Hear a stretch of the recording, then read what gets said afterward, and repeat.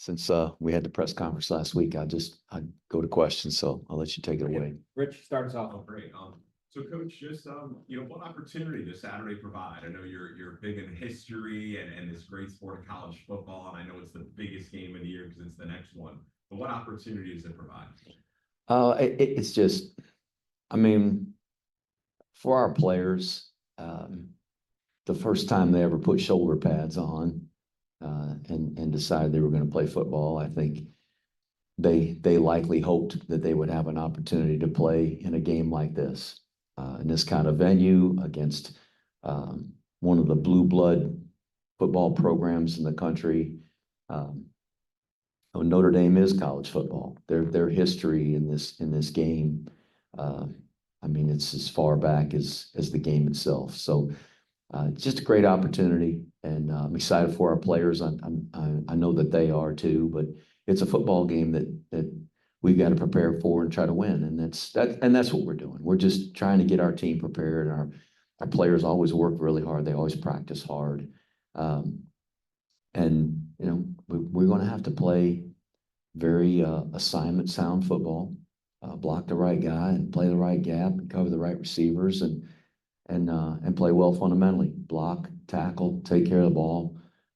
All those things need to happen for us to have a chance to win. So it is exciting, but it's an opportunity for us to again play a game, try to play it well, and try to beat one of the best teams in college football. Does it, when you look at the graphics of the news, there's 3 undefeated teams left in the nation, and one of them's Army. Does that surprise you? It's hard to go undefeated. If it was easy to go undefeated, there'd be a lot more teams that were still undefeated. We've been fortunate. Our guys have played well, and talking about the execution of assignments and fundamentals, that's what's gotten us to this point. We've done that well. We've taken care of the football. We haven't had a lot of turnovers. The 2 last game were, that sticks in my craw a little bit. And we can't turn the ball over. We certainly cannot turn the ball over this Saturday and hope to win.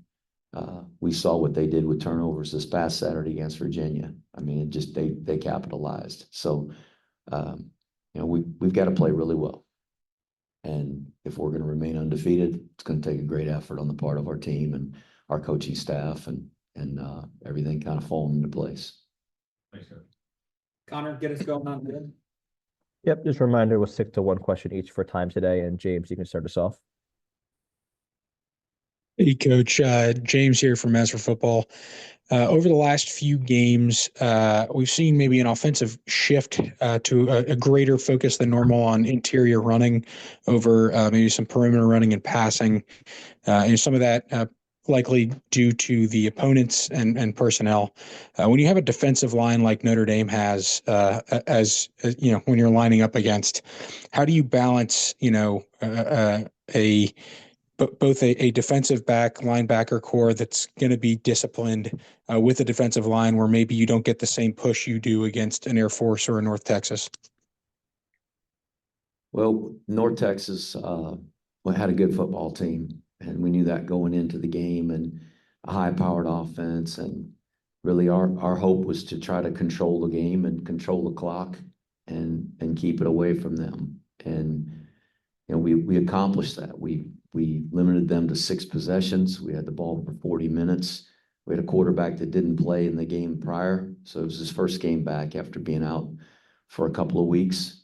And so that probably just the philosophy there lended itself to that, just ball control offense. And so the goal is to win the game, not to run certain plays, or we don't count how many plays interior run we want to run and how many we'd like to get out to the perimeter or how many passes we'd like to throw. It really is very much dictated by the defense and having to react to what the defense has given us. In the Air Force game, we had our backup quarterback started for the very first time. I thought he did a great job and handled it really well. We're always going to be an interior run team. We're always going to have to get the quarterback and our B back going in order to get the offense going. But that doesn't mean we don't want to get at the perimeter. Just kind of take what the defense gives us, and that's always been the case with this offense. In terms of Notre Dame's defense, I mean, they're if they're not the best defense in the country, they're certainly one of them. And so, I mean, it's a great challenge. And I've talked to a lot of people about this game, and a lot of questions about the physical disparities between their team and ours, and that's real. As I can thank my mentor and former head coach Paul Johnson, as he always said, they got 22 parade All-Americans. We got 22 guys that have marched in a parade.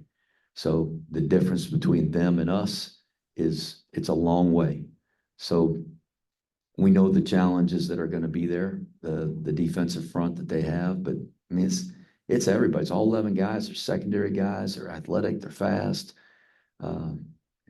We don't match up physically. So what we've got to do is execute at a really high level, doing what we do, and hope it'll be good enough. Thanks, We'll go to Coach. John C. We'll go to John C. Hi, Coach. John Chuhran from Canvets Media. Concerning the crowd, you're playing at Yankee Stadium. It's more of a neutral crowd. You'll have some Army supporters. You had some Army supporters down in North Texas. It seemed to help. Do you think it'll help this Saturday? Well, it's a Notre Dame home game, so they control the tickets, and so it's not a neutral crowd. It's not like they just put tickets out there on StubHub and anybody could buy them. They control the tickets, so it will be a almost entirely Notre Dame crowd, and so it's like playing a road game, certainly from that standpoint. And we're not playing in Yankee Stadium, so it's a road game to us.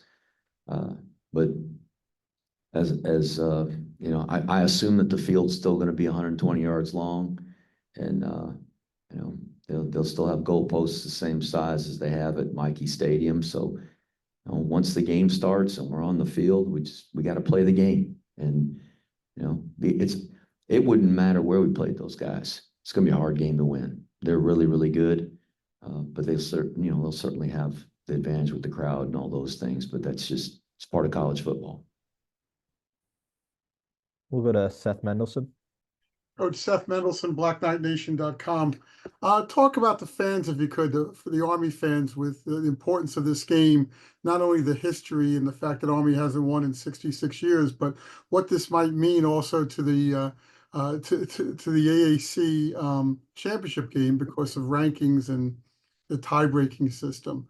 So what do you want to say to the Army fans going into this game?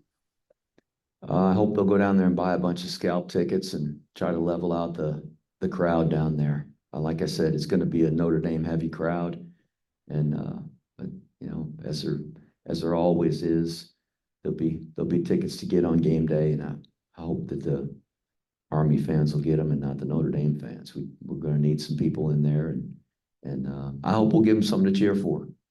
That'll be a challenge, just being able to be competitive enough with them to give them something to cheer for. So hopefully we will, and our guys will play hard. They'll play as well as they possibly can, or try as hard as they possibly can. I hope we can play well.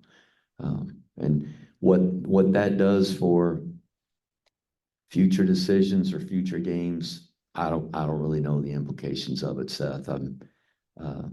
Somebody else makes those decisions. They tell us where to play, and we show up. But it's kind of what the Army does. They wait for orders. They say, you're going to go fight here.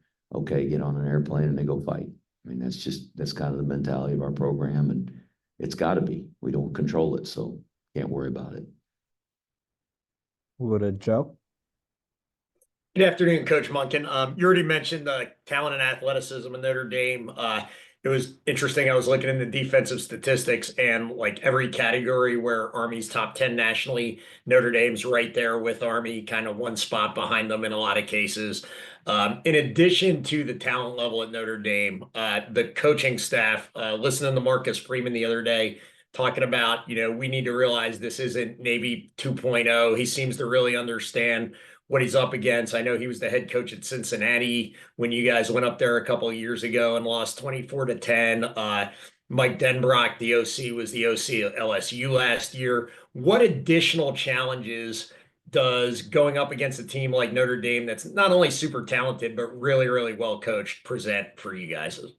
They got a great coaching staff, starting with Coach Freeman.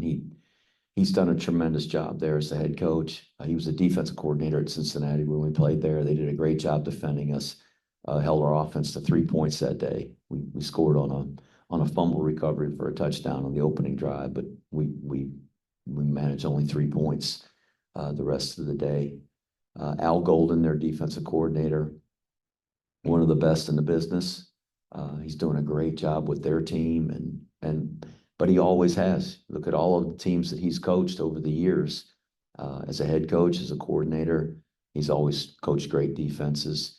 And I've known Mike Denbrock since we were both GAs, 1989. He was at Michigan State. I was at the University of Hawaii. We played each other. Hawaii played Michigan State in the Aloha Bowl. And so all the GAs, we're kind of the lowest guys on the totem pole. We kind of buddied up with the GAs from the other team, and I got to know Mike and really have followed his career and crossed paths with him many times over the course of our careers. And he's a tremendous football coach. Obviously, what they did last year against us at LSU is still scratching my head, but he's a great play caller, but he's also a great personnel developer. The offensive lines always play well. They're great pass protectors.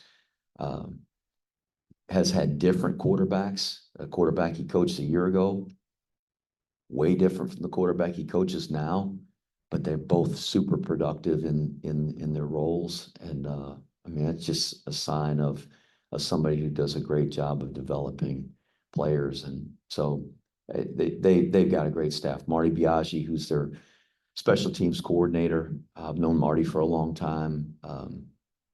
He was the special teams coach at North, Texas a few years ago when we played there.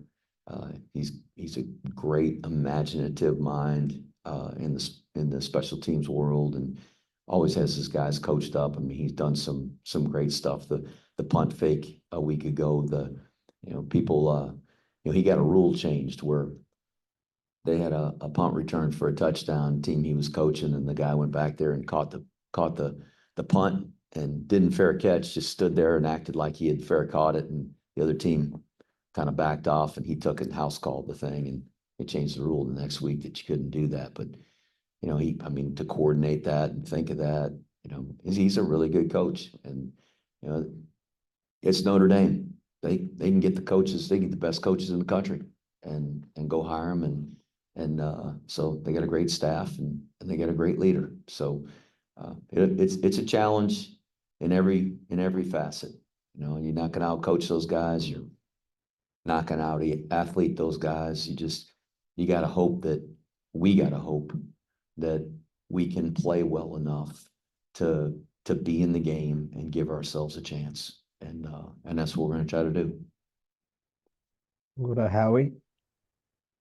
Howie Gasoy, New York Post. Jeff, I'm wondering, obviously Bryson's had such an amazing season. Just what makes him most unique or what's the most unique thing about him that's allowed him to be who he is versus maybe some of the other guys you've had over the years, and just what it's been like over watching this progression since he's gotten to West Point? We've had a lot of guys that play quarterback here that I think are really good players, and they've really varied in their skill sets and their running styles and what they were best at. And I think for Bryson, one, he's a really good leader. He's tough and he's rugged, and our players respect that. That's kind of our team. I think that our guys value that and admire tough people, physical players, and he's just one of the boys when it comes to playing like that. He's a really good runner, breaks tackles, lowers his shoulder, and not too many times he's going to take a hook slide. unless he's coached to do it. End of the game against North Texas, we had a situation where if we just got a first down, game was going to be over. We were going to be able to take a knee. So I told him, you get the first down, hook slide. So that might be the only time he's ever done that. And I think our guys respect the way he runs the football and the fact that he's a physical player. But he also can throw the football. He can make the throws that we need in this system, and has made some really good throws, and is confident doing that. So he's a complete player in our system, and that's what's made him so valuable this year to our team. All those things. We'll go to Ken Kreitzer. Hey, good afternoon, Coach. Just maybe we could talk about the Notre Dame offense a little bit. Quarterback Riley Leonard completes 65% of his passes, 12 touchdown passes. He also runs 640 yards, 13 touchdowns, and their big running back, Jeremiah Love, 12 touchdowns, average 6.3 yards a carry. What are some of the challenges for the defense in facing that Notre Dame offense? Well, we don't have enough time this afternoon to talk about the challenges that we've got facing those guys. They got a really good offensive line. They're very skilled at receiver, long physical tight ends. Their running backs do a great job of running downhill. They have good vision. They've got speed. They run away from people. But their quarterback, you watch him, and he's a really good thrower. He's a long body kid. He's very comfortable in the pocket. And if you just saw him throwing the ball, and that's the only film you had, you wouldn't necessarily think, oh, this guy's a running quarterback.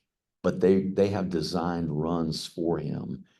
And when he scrambles and gets out of the pocket, he's a really good runner. And that's the concern, is not letting him out of the pocket, because when he does, he just tucks the ball away and runs and runs through people. And I'm really impressed with him as a player, really impressed with him as a runner. Like I said, he makes all the throws, but not every quarterback can run the football like he does. And so that a running quarterback in a system like theirs where they throw it and can hurt you throwing the football, really difficult to defend. It just forces us to play another gap and to have another threat in their run game that not every team does. So what a great unit they got. They're as we were talking about, Coach Dan Brock and what he's done to really develop that offense this year. It's really impressive. Thank you, Coach. We'll go to Sal. Hey, Coach. Hope you're well. Seems like this team always embraces the underdog role. Is that message a little louder this week, or is there talk about we can do this, this, and this, and win the game? Well, the prognosticators might not make us an underdog every week, but I can assure you, we got more guys on our team from the state of Texas than any other state right now. That's our most well-represented state. And we don't have a guy on our team that got offered a scholarship by North Texas. So I don't know what the spread was by the prognosticators, but in my mind, that makes us an underdog, because, we play good players and good coaches every week. It's hard to win. It's really hard to win a college football game. And it's hard at Army to win a football game. And so our guys have to embrace the fact that we have to execute our assignments and our fundamentals at a really high level and try to do that better than anybody else does that, because some players can rely on talent. They might not play with as good of fundamentals as they're capable of on a certain play, but they can still make a play because they're talented.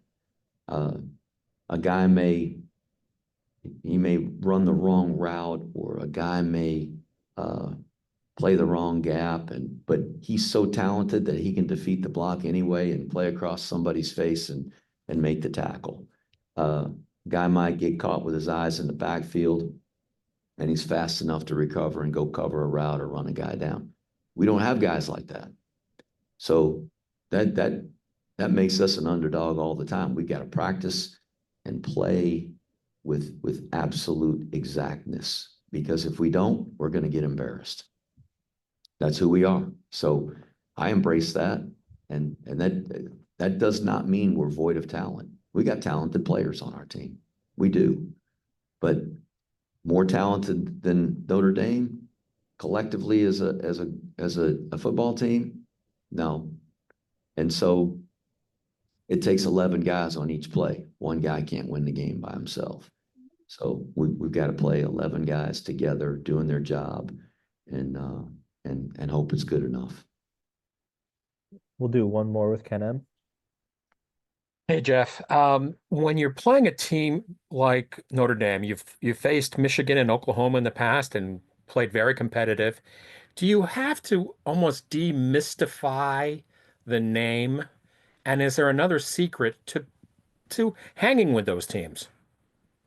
No, I don't think so. I mean, it's a college football game, and they're all hard for us, every one of them. And certainly our guys recognize who Notre Dame is, and they recognize that this is the most talented team that we've faced all year, the most successful team from a record standpoint that we faced all year.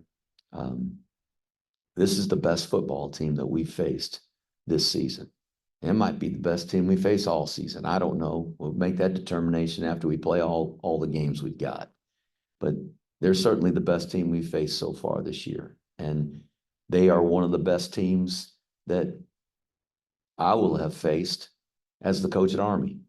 And we faced some really good football teams. You mentioned, Michigan and Oklahoma, and we played Ohio State and Missouri and Stanford and West Virginia and Wisconsin, and we can go on and on. We faced the Notre Dame team in 2016. They beat the pants off of us. They returned the opening kickoff for a touchdown, and it was all downhill from there. It didn't get any better. They ran us out of the stadium. So they got a really good football team, and this team they've got right now is better than that 2016 team. And so it's going to take a tremendous effort on the part of our guys, and our players know it. And we don't need to, spend a bunch of time, demystifying stuff. It's Notre Dame.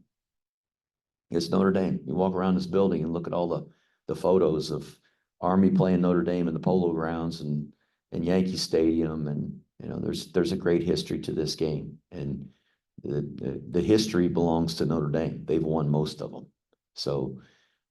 It'll take a great effort, but our guys are excited about the challenge and the opportunity, and I hope we'll play well. And that's the only pathway to victory, is to play well. So we do that by practicing well, and I'll just settle for a good practice this afternoon. That'll be a step in the right direction.